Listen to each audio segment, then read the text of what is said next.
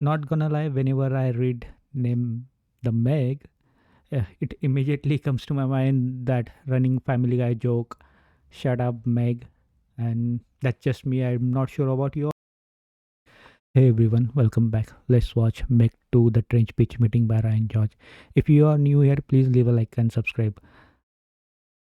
Not gonna lie, whenever I read name the Meg, it immediately comes to my mind that running Family Guy joke, "Shut up, Meg," and that's just me. I'm not sure about you all. And without a further ado, let's start.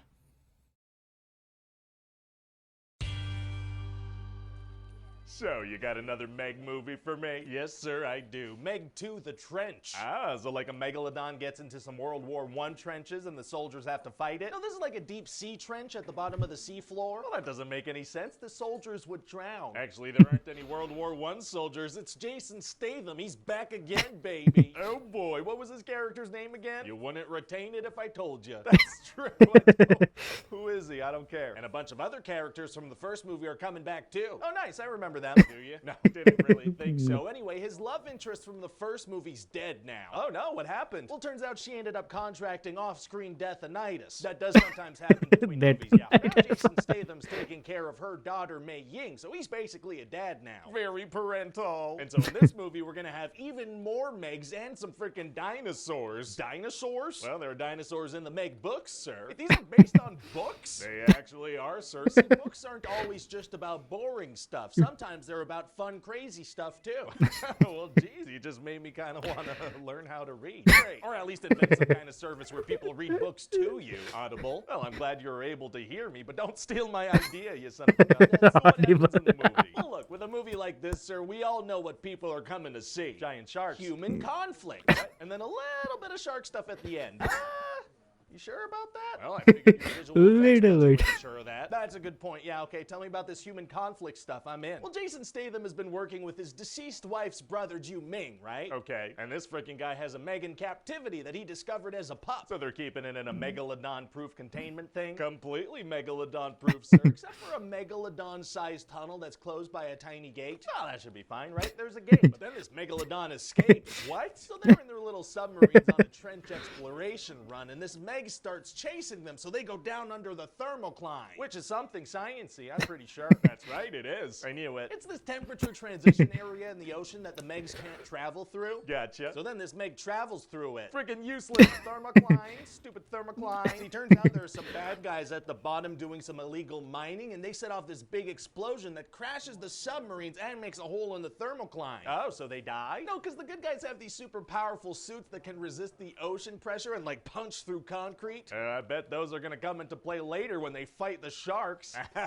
No. So then the good guys are going to spend a big chunk in the movie in this underwater base, not even dealing with sharks. Oh man, I can't wait to see that. That's gonna be so Cost-saving. And Jason Statham wants to swim to this other True. part of the base that has escape pods, but their suits are out of oxygen. So what does he do? He goes anyway, unprotected, free diving it. Aren't they super, super deep with incredibly crushing pressure? 25,000 feet down, but he breathes the air out of his nostrils, so it's okay. The oxygen is the problem. That's what the problem is. Oh, is it? Well, we're gonna have a character say, "You don't see fish down here wearing armor, do you?" That is true. You do not see that. Okay, I guess this makes sense now. It might. Plus, we can kind of just do what we want. It's not like the general public really knows anything about deep sea pressure, you know? Yeah, something nuts would have to happen for a kind of mass education on oceanic pressure. Yeah. So then what happens? Well, eventually the good guys are gonna make it back up to the surface. Oh good. But several megalodons and some amphibious dinosaurs make it up too. They've been at the bottom of the ocean for millions of years, but they could still walk up on land no problem. That's what we're going with, because this way we can have some land dinosaurs running around and do a bunch of scenes I took from Jurassic Park. You took them? Yeah, they're ours now. I took them. Oh, neat. So now all the good guys have to fight all those bad guys that were doing the illegal stuff underwater. We're still not at the shark action? No, that's gonna be like the last 15 minutes. We're still in the people part. Gotcha. And then it's gonna be time for the shark action. Oh boy, here we go. So it turns out all these frickin' monsters are headed to this resort island that's all about fun, right? What's it called? Fun Island. How'd you come up with that? So the good guys have to head over there to tell everybody to get out of the water because some freaking Megs are coming. Of course. But then they do a very bad job at that, so a bunch of people die. Uh-oh. Yeah, they're freaking getting eaten by sharks, by little dinosaurs. There's a big kraken. Oh, big cracks are tight. Wait, what has a kraken? No, a kraken, like a big octopus. Jeez, how do the good guys react to that? They literally don't even mention that it exists, but one of the characters throws a bomb at it. Huh. So anyway, then Jason Statham gets on a jet ski and starts hunting sharks with bombs mounted on harpoons. Very exciting. And he manages to kill one, but then he's got to take down the alpha. Is that going to be hard to do? Actually, it's going to be super easy. Barely an inconvenience. Oh, really? Yeah, see, he's going to impale it with a helicopter propeller and then just kind of toss it dead in the ocean. That doesn't seem physically possible. Oh, the thing about this guy is that he's Jason Statham. Oh, that's right. He's he the is. Yeah, so then all the transporter. bad guys are dead and the good guys have a little celebratory drink on the beach, you know, laugh it up, have a silly old time. They just saw a bunch of innocent people die horrible deaths. A silly old time. So what do you think? Well, Silly it sounds old like time. Shark Time. I say we release it as a big summer blockbuster. Really? You think this stands a chance against superhero movies at the domestic box office? Oh no, this thing's not making its money domestically. We just have to kind of blatantly make this for another market, okay?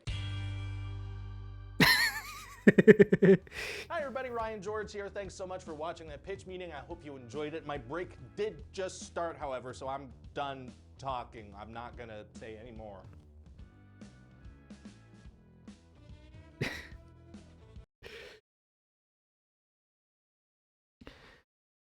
Well, that speech meeting just made me cry.